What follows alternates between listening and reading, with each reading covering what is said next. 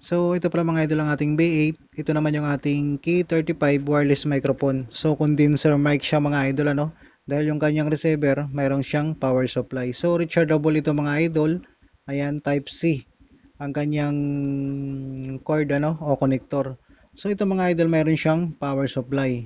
Katulad nito, pag i-long press lang natin 'yan, ayan, magpa-power off siya. Katulad din itong kanyang microphone. So pag once na naka-off itong kanyang receiver, yung ilaw niya, ayan, magbi-blink siya. Katulad lang din ito, no? Pag ito pa lang ang naka-on, magbi-blink din yung ilaw niya. Once na ang ating microphone, ito, naka-power off pa. So ito mga idol, mayroon din siyang power off dito sa likod niya, no, sa bandang ibaba. So ilong press lang natin to para mag-power off siya. Ayan, so naka-power off siya, no? So itong ating K35 mga idol, may kasama siyang cord para sa kanyang power supply. Ayan. So ito mga idol, magagamit din natin ito sa ating pagbablog, ano? I-input natin ito sa ating cellphone.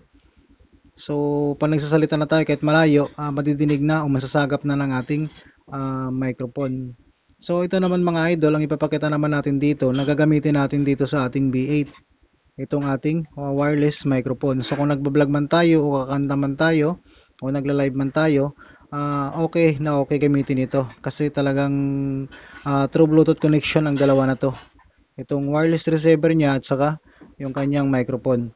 Itong wireless receiver mga idol, i-input lang to natin sa ating microphone input ng ating B8. So hindi na tayo gagamit ng adapter o connector na 3.5 dahil yung kanyang available nitong ating wireless receiver ay 3.5.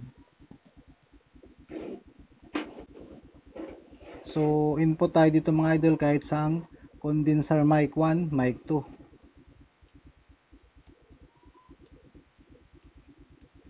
Ipa-power on muna natin mga idol ano. Ito ilong press lang natin yung kanyang ayan, power button. Ayan, so nagbi-blink siya dahil yung kanyang microphone ay naka-off pa. So pag once na pinower on natin tong ating microphone mga idol, itong blink ng ating receiver ay mawawala po yan ano, mag-steady po ang kanyang ilaw. So i-power on natin tong ating microphone dito sa kanyang ilalim. So long press lang natin.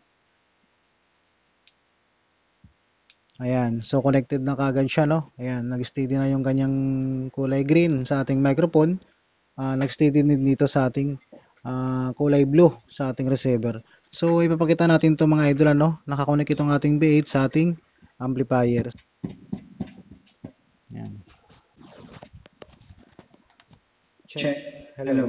Hello sound. Check. So ito mga idol, ang ginagamit ko ngayong microphone dyan ay Key35 wireless microphone. So ayan, nakakonect sa ating B8.